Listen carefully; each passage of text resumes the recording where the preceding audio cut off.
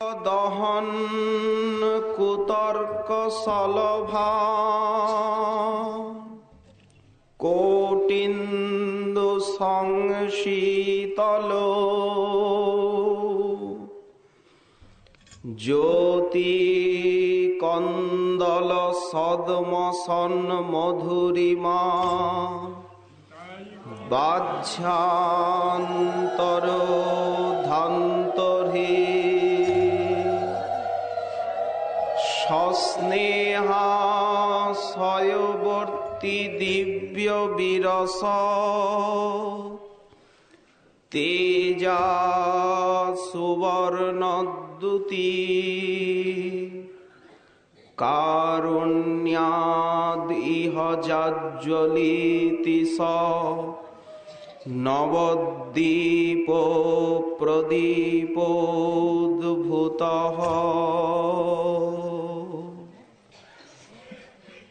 করুণা সিন্ধু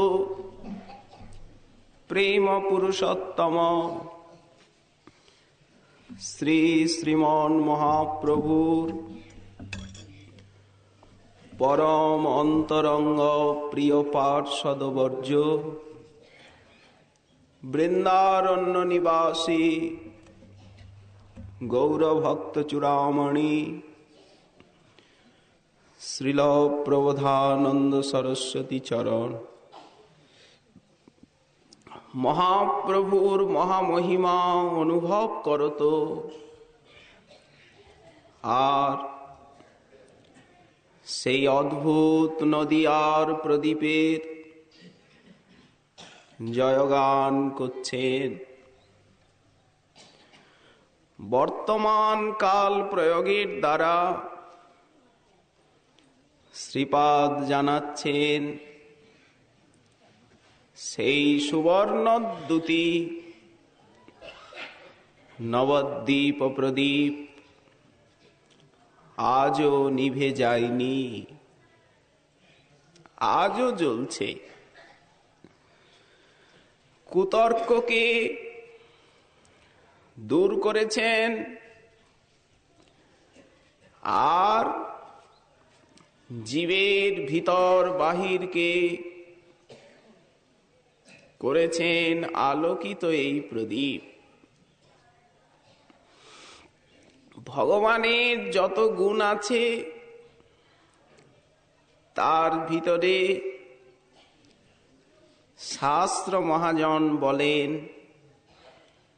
যে করুণা গুণটি সবার সেরা। তিনি অনন্ত সুন্দর, তিনি অনন্ত মধুর। এর থেকেও বড় কথা, তিনি বড় আপনার, তিনি বড় করুণ, তিনি বড় দরদি। এইটাই তো আমাদের ভরসা। তার করুণার পানে তাকিয়ে থাকবো আমরা। চাতক যেমন শ্রাবণের আকাশে তাকিয়ে তাকিয়ে থাকে কবে কাদম্বিনীর উদয় হবে, মেঘমালা। সেই সুশীতল মেঘ মুক্ত বাড়িতে সে তার নিধাগ জোড়া পিপাসা মেটাবে। তেমনি কলিযুগের জীব আমরা ওই কনকদ্যুতি গৌরাঙ্গ রূপী কাদম্বিনী মালার দিকে তাকিয়ে থাকা ছাড়া আমাদের আজ সাধন ভজন কি হতে পারে? এই যে করুণা,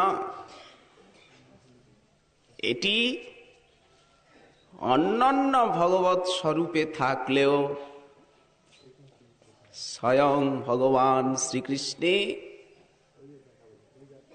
সর্বাতিশায়ী প্রকাশ। ব্রহ্মে করুণা নেই, ব্রহ্ম নির্গুণ, নির্লেপ, নির্বিকার, উদাসীন। পরমাত্মাতেও তাদৃশী করুণার সদ্ভাব দেখা যায় না। ভগবৎ স্বরূপ করুণ, ওটা ভগবানেরই একচেটিয়া সম্পত্তি। কিন্তু স্বয়ং ভগবানই করুণা সর্বাতিশায়িনী।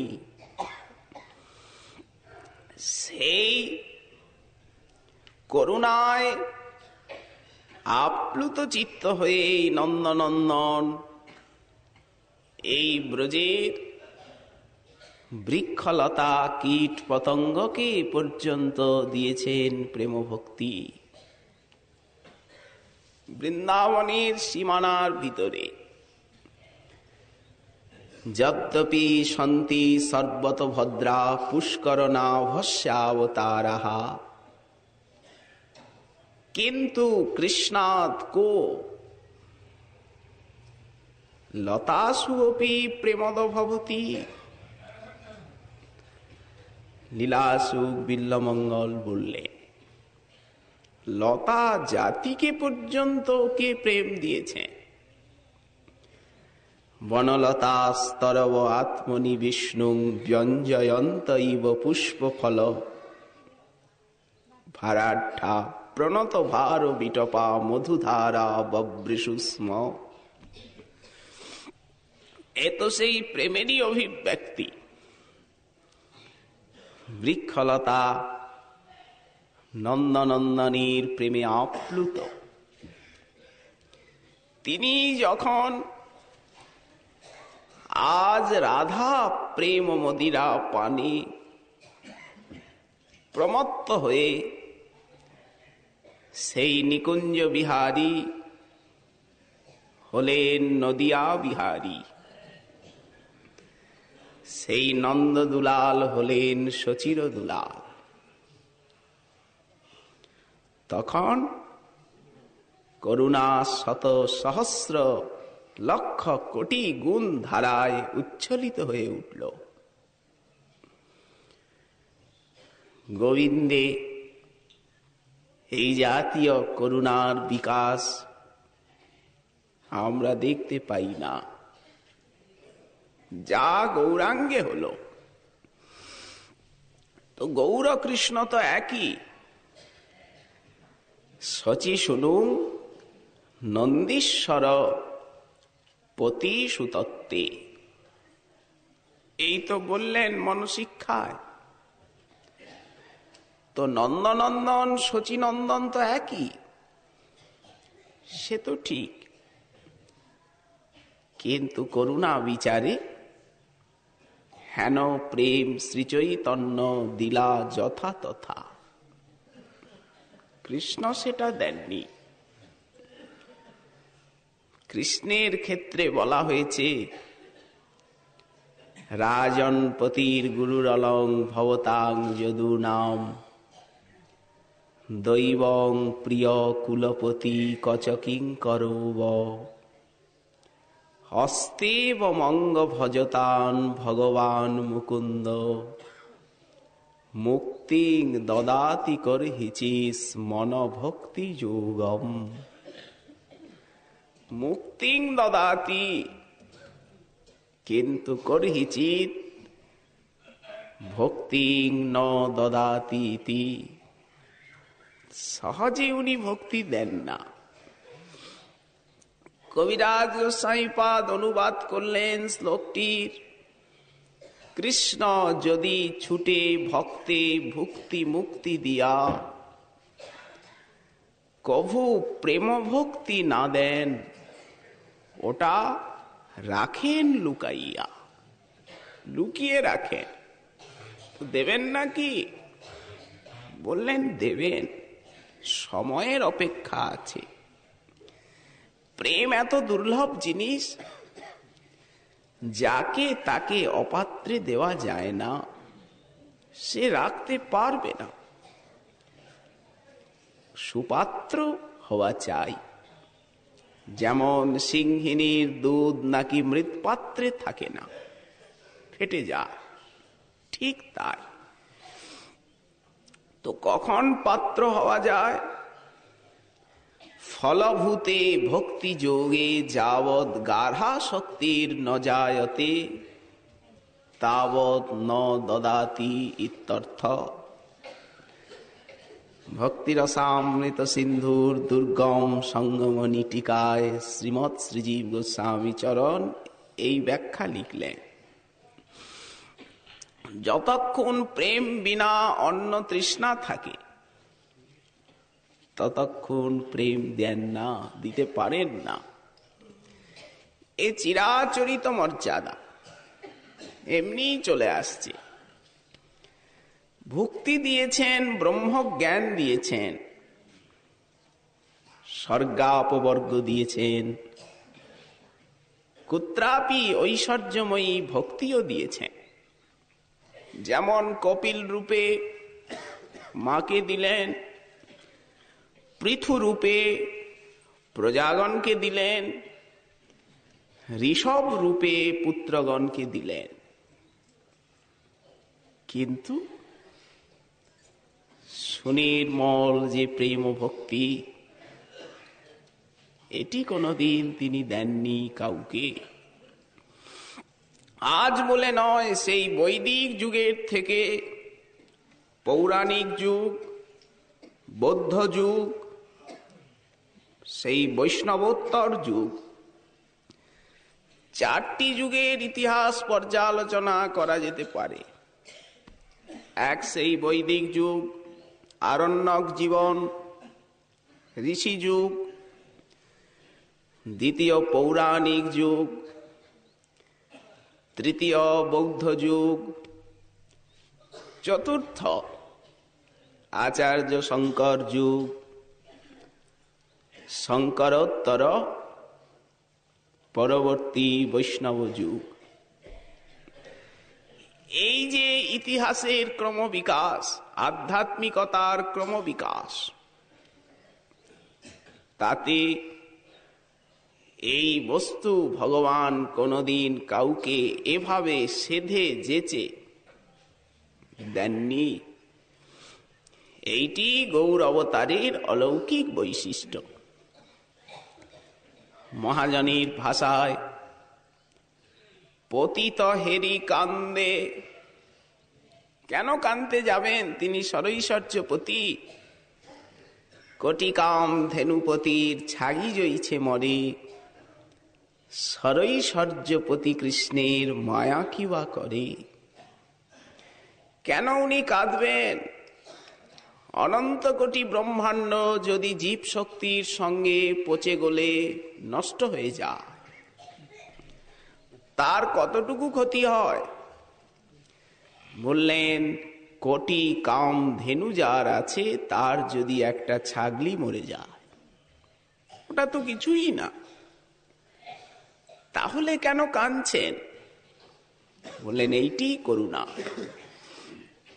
প্রত্যেকটি জীবকে সেবক করে আমি নিজের কাছে পেতে চাই, এই শাশ্বতী আকাঙ্ক্ষা তার বুক ভরা।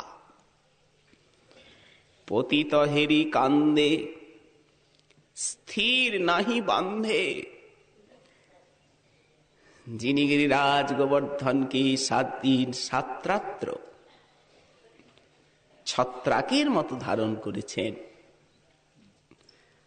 সেই গজরাজ যেমন পদ্মিনীকে ধরে শুন্ডে, ঠিক তেমনি ধরেছেন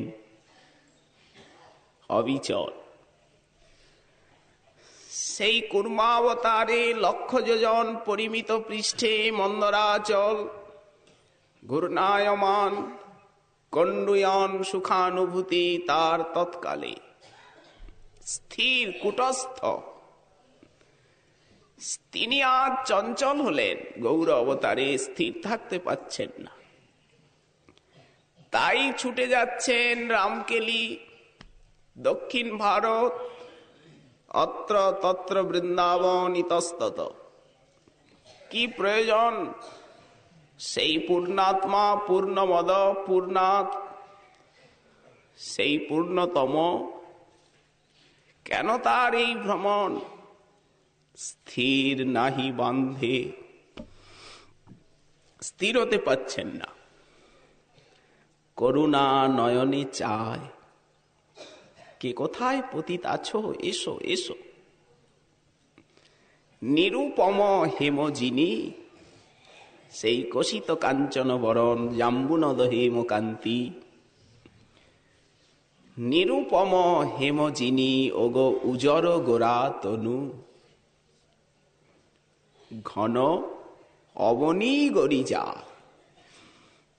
সেই বৈদিক যুগ বা সত্য যুগে লোক সব ব্রহ্মবাদী। উপনিষদে চর্চা করলে প্রায়শ ব্রহ্মের সমাচারই মেলে। তারা বহু সাধন ভজন করে ব্রহ্মজ্যোতির করেছিলেন সাক্ষাৎকার। যস্য ভাষা সর্বমিদম বিভাতি। সেখানে সূর্য নেই, চন্দ্র নেই, তথাপি সেই জ্যোতি কোটি সূর্যোজ্জ্বল, কোটি চন্দ্র সুশীত। ন ভাতি তত্র শশাঙ্ক, ন ভাস্কর, ন শশী সূর্যা। এই তো বলা হলো উপনিষদে। সেই ব্রহ্মজ্যোতি তারা অন্তর্নেত্রে দেখেছেন। তদ্বৈ পরমং পদম। কিন্তু এইভাবে কলিযুগের মানুষ সেই ঘনীভূত ব্রহ্মকে দেখছে আজ কষিত কাঞ্চন কান্তিতে। ঘন অবনী গরিজায় ভূমিতে লুটাচ্ছেন। আমরা বিচার করি ভালো মন্দ, ন্যায় অন্যায়, এ লোকটি ভালো নয়, এখানে আড়াই প্যাচ। আমরা বিচার করি, কিন্তু উনি কি করেন? বললেন না। বরণ আশ্রম কিঞ্চন অকিঞ্চন। আজ বর্ণের বিচার উনি করলেন না, আশ্রমের বিচার করলেন না। ইনি কি ভোগী কি ত্যাগী? বললেন গৌরাঙ্গের কৃপা এ বিচার করে না। জাতি, কুল, শীল, দেশ, ভাষা, ভাষী কোন বিচার গৌরাঙ্গের করুণার দ্বারে নেই। বরণ আশ্রম কিঞ্চন অকিঞ্চন, কারো কোনো দোষ নাহি গণে। অদশদরসী শিরোমণি গৌরাঙ্গ, কমলা শিববিধি, তারা যেটা পাননি সেই দুলহ প্রেম নিধি, দুর্লভ প্রেম সম্পত্তি যাচিয়া দান কয়ল জগজনে। যেচে যেচে দিচ্ছেন, যেচে যেচে দান কয়ল জগজনে। ওই ছন সদয় হৃদয়, কেউ আছেন এত সদয় হৃদয়? গৌর ভেল পরকাশ, প্রেম ধনের ধনী, কয়ল অবনী। সারা পৃথিবীর সকলকে প্রেম ধনের ধনী করলেন। বঞ্চিত গোবিন্দ দাস আমি পেলাম না। এই জন্য এক কল্পে যত যত অবতার হয়েছে, গৌর সুন্দর সর্বোপরি সর্বাবতার শিরোমণি। जो दीननाथ प्रचंड, जो नहीं मानत गौर हरि। महाजन भत्सना করছেন, অখণ্ড প্রচন্ড করুণা সিন্ধু এই গৌরাঙ্গ মহিমা। কিন্তু মহৎ কৃপায় সাধন ভজনের দ্বারা এগুলিকে অনুভব করতে হবে। কেবল শব্দ মাত্র নয়, বলা মাত্র নয়, শোনা মাত্র নয়, অনুভব করতে হবে সাধনার দ্বারা। এই জন্য সাধন ভজন অপেক্ষিত। মহাজন বললেন, যেদিন থেকে তোমার মহিমা শুনেছি, জেনেছি, গৌরাঙ্গ কি কহব কত শত তুয়া অবতার, মৎস্য কুর্ম বরাহ নৃসিংহ বামন যজ্ঞ দত্ত ঋষভ পৃথু, কত কত অবতার। কি কহব কত শত তুয়া অবতার, কিন্তু একলি গৌরাঙ্গ চাঁদ পরানো হামার, জীবন হামার। এই যে নিষ্ঠা হৃদয়ে, হৃদয় বিনা এই রাগিনীতেই ঝঙ্কৃত হবে। একলি গৌরাঙ্গ চাঁদ পরানো হামার। কেন? বিষ্ণু অবতারে তুমি প্রেমের ভিখারি, অন্যান্য অবতারে প্রেম আস্বাদন করেছ, কিন্তু দরজা বন্ধ করে নীরব গোপন কক্ষে অতি অন্তরঙ্গ জন নিয়ে শিব সুখ সনক আদি লইয়া জনাচারী, বেশি না। আচ্ছা, রাম অবতার, সেতু বন্ধ কইলে তুমি রাম অবতারে। নৃসিংহ, রাম, কৃষ্ণ, এই তিনটি অবতার সর্বোপরি অনন্ত অবতারে। তাতে আবার রামকৃষ্ণ, শেষে কৃষ্ণ। তুমি সেতু বন্ধ করেছ, কিন্তু ঠাকুর একটা কথা বলবো, ওটা কিসের সেতু করেছ, কোথায় করেছ, কার জন্য করেছ, কারা পার হয়েছে, এই কয়টি কথার তোমায় জবাব দিতে হবে। তুমি লবণ সমুদ্র বেঁধেছ, বেশি না 100 যোজন, কয়েক শত মাইল লম্বা।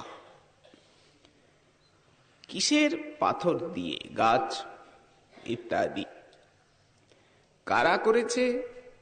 ওই নল নীল হনুমান, এরাই করেছে, তুমি বসেছিলে। বেশ কথা, পাটটা কে হলো? ওই বানরগুলোই, আর তুমি। সেখানে আর কে পার হতে যাবে? ভবিষ্যতে কেউ পার হয়, এই জন্য তুমি ভেঙে দিয়ে এসেছো। নিজেরাই পার হয়েছ, কিন্তু এই কলিযুগে তুমি একটা অপূর্ব সেতু বন্ধন লীলা করলে। সেটা ওই বঙ্গোপসাগরকে বাধা নয়, বা ওই লবণ সাগরকে বাধা নয়, ভবসাগরকে বাধা। ওটা পাথরের সেতু নয়, হরি নামের সেতু। ওটায় বানর, ভল্লুক এরা পার হবে না, অন্ধ, জ্বর, পঙ্গু সবাই পার হবে। সেতু বন্ধ কইলে তুমি রাম অবতারে, এবে সে তোমার যশ ঘুচিছে সংসারে। কিন্তু কলিযুগে করিলে তুমি সংকীর্তন সেতু বন্ধ, সুখে পার হোক যত জড় পঙ্গু অন্ধ। এরা পার হবে, এদের জন্য আগে আরক্ষণ আছে, গৌরাঙ্গ কৃপার আরক্ষণ আছে। সুখে পার হোক যত জড় পঙ্গু অন্ধ। কিবা গুণে পুরুষ কান্দে, কিবা গুণে নারী, গোরা গুণে মাতল ভুবন দশচারী। চতুর্দশ ভুবন মেতে গেল। আজ আর সেই সত্য ত্রেতার আচার বিচারের কথা ভাই বলো না। যেমন গরম পড়লে শীতকালের জামা কাপড় পোশাক লোকে বেঁধে ছেদে ভালোভাবে রেখে দেয়, তো এটা কলিযুগ, সময় বদলে গেছে। সময় একটা দূরতিক্রমণীয় জিনিস, সময়ের উপরে কারো হাত নেই। এই জন্য মহাজন বললেন ওই সত্য যুগের ত্রেতা যুগের আচার বিচারগুলো এখন বেঁধে ছেদে তুলে রাখো, পরে দেখা যাবে। সেদিন যুগের আচার বিচার এখন সেসব রাখো। বদন ভরিয়া হরি হরি বলো। এখন যুগের ধর্ম দেখো, এটা যুগ ধর্ম। এখন ধ্যান ধ্যান নেই। কৃতে যধ্যায়ত বিষ্ণু ত্রেতায়াং যজত মখৈ দাপরি পরিচর্যায়াম কলৌস্তদ হরিকীর্তনা। বদন ভরিয়া হরি হরি বলো, যুগের ধর্ম দেখো। সরল উপায় সবাই নিতে পারল, বালক বৃদ্ধ পুরুষ নারী, একদম ঔষধটা সহজ, পথ্য সহজ। তাই গোরা গুণে মাতল ভুবন দশচারী। না জানিয়ে জপতপ এ বেদ বিচার। বাসু কহে গৌরাঙ্গ তুমি মোরে করো পার। আমি তোমার শরণ নিলাম। এই করুণার অনুভূতি মহাজনের। বৈদিক যুগে আমরা যদি উপনিষদের চর্চা করি দেখতে পাব ঋষিগণের আয়ু অনেক ছিল, শক্তি অনেক ছিল, কিন্তু তারা প্রায় করে ব্রহ্মবাদী ছিলেন। বেদান্ত সূত্রের প্রথমেই বলা হলো অথাত ব্রহ্ম জিজ্ঞাসা। তাদের সংসারে আসক্তি ছিল না ঠিকই, স্বভাবতই জ্ঞানের প্রতি আকর্ষণ, উচিত তাই ব্রহ্ম জিজ্ঞাসা, ভগবত তত্ত্ব জানবার ইচ্ছা, সদ্ধর্ম পৃচ্ছা। সেই ব্রহ্মের লক্ষণ কি, যাকে জানতে হবে, যার জিজ্ঞাসা জীবনে জাগবে। বেদব্যাস উত্তর দিচ্ছেন জন্মাদ্যস্য যতঃ, এটি সেই পরব্রহ্মের লক্ষণ। অস্য বিশ্বস্য জন্মাদি যস্য ভবতি, যার থেকে হয় সেই ব্রহ্ম, তিনি বেদকর্তা। উপনিষদ বলছে শাস্ত্র যোনিত্বাৎ, বেদব্যাস বললেন শাস্ত্রের তিনি যোনি, যোনি শব্দে মূল কারণ। আবার শাস্ত্র তাকে জানাবার মূল কারণ।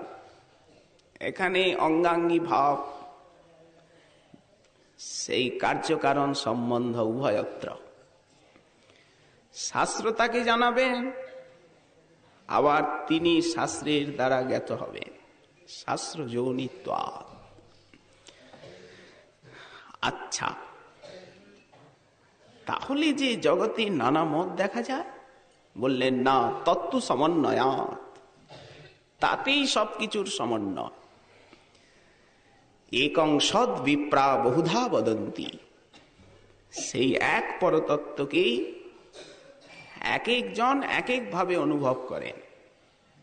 এখানে এক এক ভাব, ওই যে জ্ঞান যোগ ভক্তি তিন সাধনার বসে ব্রহ্ম পরমাত্মা ভগবান ত্রিবিধ প্রকাশে। অতএব একং সদ বিপ্রা বহুধা বদন্তি, এই তো উপনিষদ বলছেন। এবং বেদান্ত তাকে প্রতিপাদন করছেন।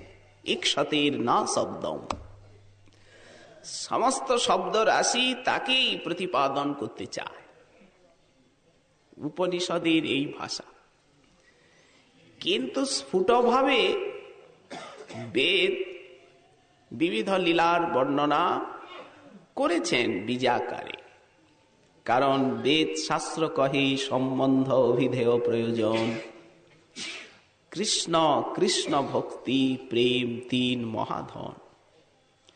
তো যদি বেদের প্রতিপাদ্য কৃষ্ণ কৃষ্ণ ভক্তি প্রেম হয়, কিন্তু পুরাণে যেমন স্ফুট তেমনটি সেখানে নয়। কোন কোন মন্ত্রে আকার ইঙ্গিতে। বেদে কি তোমার নাম নেই? বললেন আছে অবশ্য, কিন্তু পরোক্ষ ঢাকা ঢাকা। যেমন বেদে বলা হয়েছে হিরণ্ময় পুরুষ, বেদব্যাস ব্রহ্মসূত্রে বললেন অতস্তদ্ধর্মবপদেশা, একটা ব্রহ্মসূত্র। এইভাবে বলা হলো সেই হিরণ্ময় পুরুষ। যেমন বলা হলো আকাশ, সেই পরতত্ত্বকে বোঝাতে গিয়ে ঋষি বলছেন আকাশ। কে প্রাণে বাস্ত যদি আকাশ না থাকতো? এইভাবে পরোক্ষবাদা ঋষয় গগন সদৃশং মেঘবর্ণম শুভাঙ্গ। তেমনি শিষ্য জিজ্ঞাসা করছেন সেই ব্রহ্ম কেমন? উপনিষদের ঋষি বললেন তিনি প্রাণ, বিশ্ব প্রাণ, জগৎ প্রাণ, অনন্ত প্রাণী ব্রহ্ম। ভাগবতেও এ কথা আছে। ওই যে ধ্রুব মহাশয় স্তুতিতে বললেন অন্তঃপ্রবিশ্য বাচমিমাম প্রসুপ্তাম সঞ্জীবয়ত্যখিল শক্তিধরস্বধাম্না অন্যাংশ্চ হস্তচরণান শ্রবণত্বগাদীন প্রাণান নমো ভগবতে পুরুষায় তুভ্যম। এইভাবে বলছেন। কোন উপনিষদ বললেন সেই পরব্রহ্ম কি? বললেন জ্যোতি, অগণিত জ্যোতির্মণ্ডল। কোন উপনিষদ বললেন যে তিনি মনোময়। এক একভাবে বোঝাচ্ছেন। কেউ বললেন ঈশ্বর, কেউ বললেন গুহা প্রবিষ্ট। সেই যে পরতত্ত্ব তিনি কোথায় আছেন? বললেন গুহা প্রবিষ্ট। বেদব্যাস একটা সূত্র করলেন গুহা প্রবিষ্ট আত্মনৌহি তদ্দর্শনাৎ, কঠোবল্লীতে এর প্রমাণ রয়েছে। কিন্তু তাও তো ঢাকা কথা, খুলে তো বলছেন না। কোথায় বলা হলো সেই চক্ষুর ভিতরে যে প্রবিষ্ট পুরুষ তদ্ব্রহ্ম। কোথায় বলা হলো অন্তর্যামী। কেউ বললেন বৈশ্বানর, কেউ বললেন ভূত যৌনি, কেউ বললেন ভূমা। উপনিষদের এই ভাষা। সেখানে কৃষ্ণ বিষ্ণু রাম নৃসিংহ শব্দ খুবই বিরল, আছে দু একটা জায়গা। শ্যামাৎ ছবলং প্রপদ্যে সবলাৎ শ্যামম ইত্যাদি। কিন্তু ভাষা ওখানে এই ভূমা, যদ্বৈ ভূমা তৎসুখম নাল্পে সুখমস্তি। তেমনি অক্ষর, গীতাতেও এই ভাষা এসেছে। কোথায় বলা হয়েছে দহর আকাশ, বললেন তদ্ব্রহ্ম, ওই দহর আকাশটাই ব্রহ্ম। কোথায় বলা হয়েছে জগৎ ভাষা, কোথায় বলা হলো অঙ্গুষ্ঠ মাত্র। এই সেই পরতত্ত্ব কেমন? বলে এই অঙ্গুষ্ঠ মাত্র। ভাগবতেও এসেছে কেচিৎ সদেহান্তর হৃদয়াবকাশে প্রাদেশ মাত্রং পুরুষং বসন্তম কঞ্জরথাঙ্গ পাণি গদাধরং ধারণয়া স্মরন্তি। কোথায় বলা হলো বিজ্ঞানময় পুরুষ তিনি। এমন আকার ইঙ্গিতে বোঝা বুঝিয়েছেন তারা এইভাবে। বৃহদারণ্যক শ্রুতিতে দেখা যায় ঋষি প্রার্থনা জানাচ্ছেন যে অসত মা সদ্গময়, তমসো মা জ্যোতির্গময়, মৃত্যুর মা অমৃতঙ্গময়। প্রসিদ্ধ মন্ত্র। আমায় অন্ধকারের থেকে আলোর পথে নিয়ে চলো, অসতের থেকে সতে নিয়ে চলো, মৃত্যুর থেকে অমৃত লোকে নিয়ে চলো।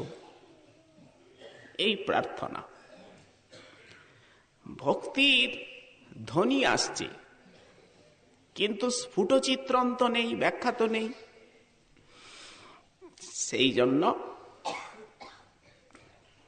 আমরা দেখতে পাই সেই বৃহদারণ্যকে মহর্ষি যাজ্ঞবল্ক্য তিনি সন্ন্যাস নেবেন। পত্নী মৈত্রেয়ী দুঃখিনী, পতিদেবতা চলে যাবেন। তখন যাজ্ঞবল্ক্য বলছেন, মৈত্রেয়ী তুমি কি ধন সম্পত্তি চাও, আমার কাছ থেকে চেয়ে নাও, তুমি যা চাইবে আমি তাই দেব। মৈত্রেয়ী বললেন, যার দ্বারা সেই অমৃতত্ব লাভ করা যায় না, এমন নশ্বর ধন সম্পত্তি দিয়ে আমি কি করব? আমায় অমরত্ব লাভের উপায় বলে দিন। গভীর ধ্যান প্রভাবে যে তত্ত্বকে অনুভব করা যায়। যাজ্ঞবল্ক্য বললেন, তাই হবে। একবার রাজর্ষি জনক কোন যজ্ঞ করছিলেন, বহু ব্রাহ্মণ সেখানে উপস্থিত। রাজর্ষি বললেন, আমি আজকে এই শুভ মুহূর্তে সহস্র দুগ্ধবতী গাভী দান করব। এই রাখা আছে 1000 গাভী। আপনাদের ভিতরে যিনি ব্রহ্মজ্ঞ পুরুষ, তিনি আসুন, এই দান সাদরে স্বীকার করুন। 1000 গাভী। সকলে পরস্পর মুখের দিকে চাওয়াচাই করছে। কে ব্রহ্মজ্ঞ আমাদের ভিতরে? সবাই বিদ্বান, সদাচারী, কিন্তু ব্রহ্মজ্ঞ হওয়া তো চারটেখানি কথা নয়। তখন যাজ্ঞবল্ক্য শিষ্যকে বললেন, ওহে, এই গাভীগুলো আমার আশ্রমে নিয়ে চলো। তার মানে যাজ্ঞবল্ক্যই দান নিতে স্বীকৃত হলেন। তখন বিপ্রমণ্ডলী বিবাদ শুরু করলেন যে আপনি ব্রহ্মজ্ঞ হলেন, তার প্রমাণ কি? প্রমাণ দিয়ে নেবেন, আমরাও তো এত আছি। যাজ্ঞবল্ক্য তিনি যে যথার্থ ব্রহ্মজ্ঞ, বারবার বারবার গার্গী তাকে পরীক্ষা করেছেন। আমার এই প্রশ্নের উত্তর দিতেই হবে, যদি দিতে পারেন তো মানব আপনি ব্রহ্মজ্ঞ। বৃহদারণ্যক শ্রুতিতে যত ঋষির নাম আছে তার ভিতরে যাজ্ঞবল্ক্যই প্রধান, প্রমুখ। কিন্তু সেখানেও ভক্তিবাদের কথা। ভাগবতের শ্লোকে শ্লোকে যে উজ্জ্বল আলোক দেখা যায়, সেটি উপনিষদের শ্লোকে ততস্ফুট নয়, ঢাকা। এই জন্যই গায়ত্রী ভাষ্যরূপ অসৌ বেদার্থ পরিবৃঙ্হিত। এই সর্ববেদান্ত সারং হি শ্রীমদ্ ভাগবত বিশ্বতে। একবার ব্রহ্মার কাছে ইন্দ্র এবং বিরোচন, তারা দুইজনই যান।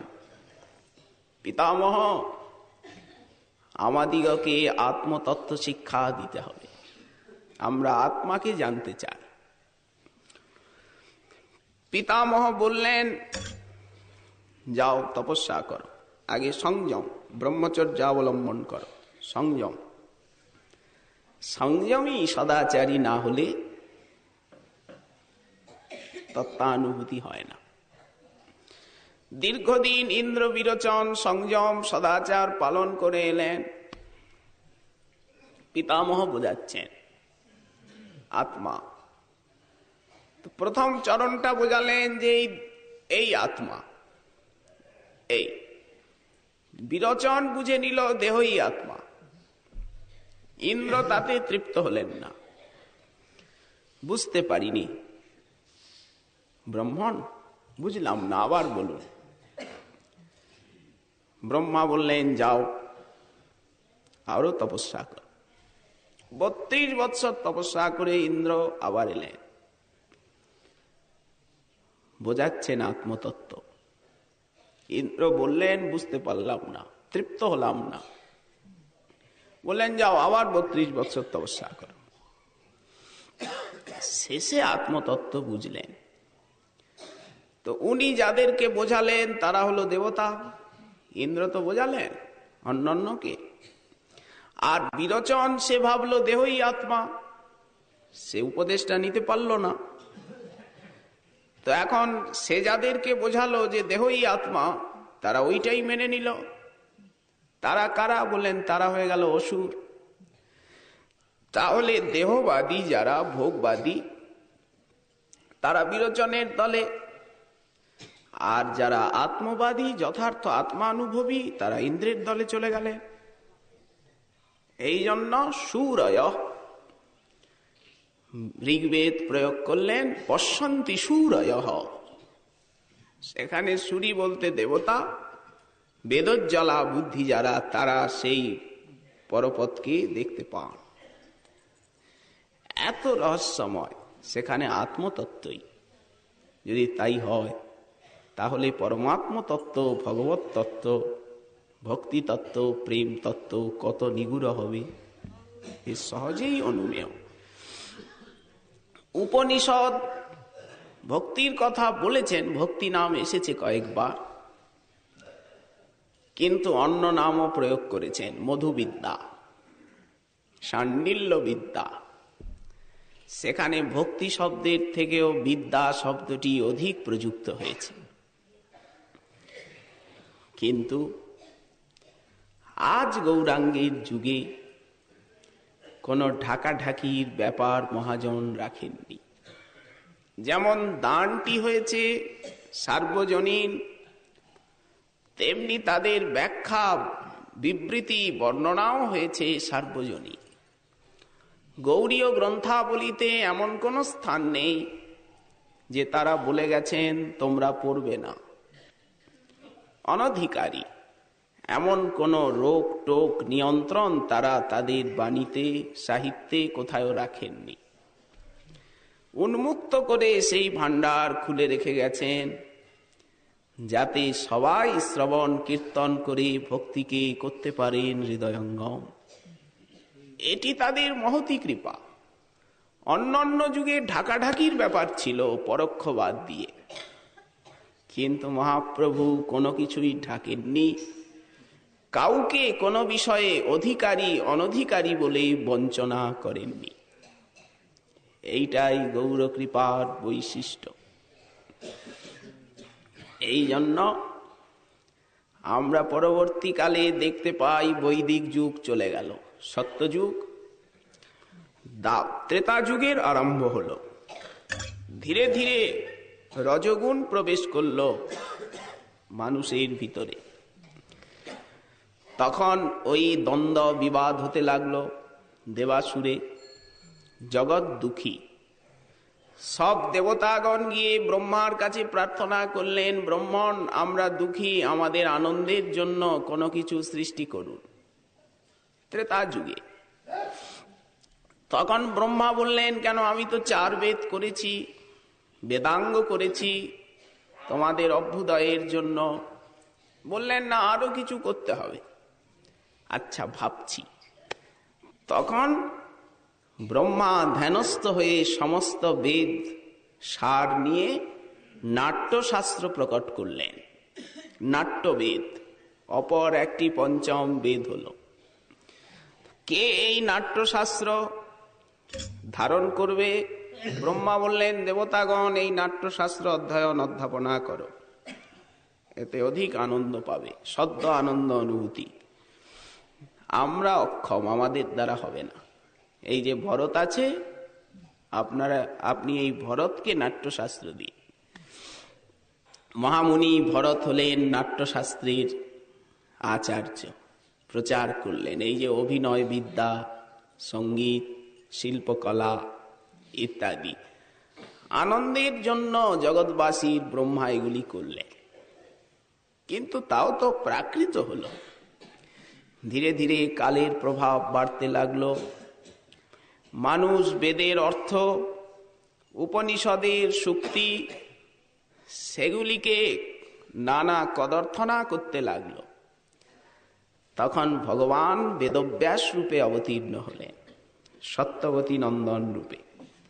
সমস্ত বেদকে সংগ্রহ করে বিভাজন করলেন, উপনিষদকে শৃঙ্খলাভাবে সাজালেন, পুরাণ সংহিতা প্রণয়ন করলেন। এলো পৌরাণিক যুগ। আগে তো পুরাণ ছিলেন না, নিত্য বটে, কিন্তু ইদানীম প্রকাশিত হলেন। ভারত ব্যপদেশেন ঝামনায়ার্থশ্চ দর্শিত। মহাভারত করলেন লক্ষ শ্লোকাত্মক। ব্যাস কৃপণ বৎসল। এলো পৌরাণিক যুগ। সেটা ধীরে ধীরে ধীরে ধীরে যাগ যজ্ঞ বহুল হয়ে গেল। বৈদিক যুগ ছিল ধ্যান প্রধান, জ্ঞান সাধনা বহুল, সন্ন্যাস প্রধান। সবাই তারা কৃতার্থ ছিলেন, এই জন্য সেই যুগটিকে কৃতযুগ বলা হতো। সবাই সমন শ্রমণ। তো পৌরাণিক যুগে যাগযজ্ঞ প্রচুর হতে লাগলো। শেষে প্রাণী হিংসাটা এসে দাঁড়ালো। ভগবান বুদ্ধ রূপে প্রকটিত হলে শূন্যবাদ প্রচার করলে। শূন্যবাদের দ্বারা ধীরে ধীরে বৈদিক সনাতন ধর্ম অবলুপ্ত প্রায় হল। তখন আচার্য শঙ্কর এলেন। সাদৃশ্য রেখে তিনি বৈদিক সনাতন ধর্মের স্থাপনকল্পে বেদ পুরাণকে স্থাপন করলেন। আচার্য শঙ্কর কি মত প্রবর্তন করেছেন সেটা বড় কথা নয়। সেই বৌদ্ধ যুগে যেদিন বেদাদি শাস্ত্র লুপ্ত হয়ে যাচ্ছিল, উনি পুনরায় বেদ পুরাণকে প্রকাশ করেছেন। এইটি আচার্যের শ্রেষ্ঠ কৃতিত্ব।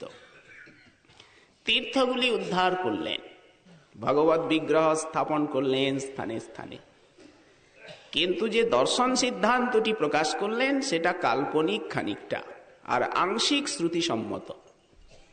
একটা মায়া বলে অতিরিক্ত কিছু স্বীকার করলেন, যাকে বললেন অনির্বচনীয়া সদ অসদ বিভিন্না কেনাপি বক্তুং ন শক্যা সা মায়া অজ্ঞানম। অভিনব মায়া বলে একটি নূতন কিছু স্বীকার করে তার বিবৃতি দিলেন। এই জন্য তাকে বিদ্বানজন মায়াবাদী বলেন, আর ওই মতটাকে বলে মায়াবাদ। কেন, শ্রুতিতে কি মায়ার কথা নেই? অজাম একাম শুক্লাম, অজাম একাম লোহিত শুক্ল কৃষ্ণাম, এখানে তো মায়ার কথা আছে। বললেন সে মায়া আলাদা, আর শঙ্কর যে মায়ার সংজ্ঞা দিলেন বা অজ্ঞানের, সেটা আলাদা। শঙ্করের যুগে সবাই অদ্বৈতবাদী, কিন্তু উনি বহু পরিশ্রম করলেন। সেই বৌদ্ধবাদ, মীমাংসাবাদ, একে উনি দূরীভূত করলেন। কিন্তু তারপরেই জগতের ভাগ্যাকাশে ভাগবত ধর্মের আবির্ভাব ঘটল। ধীরে ধীরে অমাবস্যাটা যাবে, প্রতিপদ আসবে, তারপরে তো ধীরে ধীরে কলায় কলায় চাঁদ। ঠিক তাই এলেন আচার্য রামানুজ। তিনি বিশিষ্টাদ্বৈতবাদ নিয়ে, আচার্য মধ্য দ্বৈতবাদ নিয়ে, শ্রীনিম্মার্কাচার্য দ্বৈতাদ্বৈতবাদ নিয়ে, বিষ্ণু স্বামী বিশুদ্ধাদ্বৈতবাদ নিয়ে, সবার শেষে মহাপ্রভু এলেন অচিন্ত ভেদাভেদবাদ নিয়ে। এই তো দার্শনিক সিদ্ধান্ত পরম্পরা। আজ ভাগবত ধর্ম পূর্ণচন্দ্রের মতো জগতে প্রকাশিত, এটা মহাপ্রভুর দ্বারাই। কারণ সে যুগে ভাগবত ধর্মের আদর বা কদর কমই ছিল। এই জন্য সরস্বতী পাদ বলছেন যে যিনি কোটিন্দু শীতল এবং জ্যোতি কন্দল সদ্ম সন্মধুরিমা বাহ্যান্তরধ্যান্তরহিত, যিনি মধুর অপেক্ষা মধুর, নিখিল জ্যোতির উৎস। এখানে কোন জ্যোতি? বললেন দিব্য জ্ঞান জ্যোতির উৎস, আর ভিতর বাহিরের অন্ধকার নাশকারী সেই সুবর্ণদ্যুতি প্রদীপ, অপূর্ব শীতল স্নিগ্ধ ছটা যিনি বিকিরণ করছেন, সেই নবদ্বীপ প্রদীপ আজও নদিয়ায় প্রজ্জ্বল জ্বলছে, জ্বলছেই। এ প্রদীপ নিভবে না। অপূর্ব শ্রীপাদের অনুভূতি পরবর্তী শ্লোকে আবার অপূর্ব আস্বাদনী প্রকাশ করছেন তিনি। শ্রী শ্রীমান মহাপ্রভুর কৃপা হলে আগামীকাল আবার এই বিষয়ে আস্বাদনীর আকাঙ্ক্ষা রইল। আজকে শ্রী শ্রী চৈতন্য চন্দ্রাম কথার এইখানেই বিশ্রাম দেওয়া।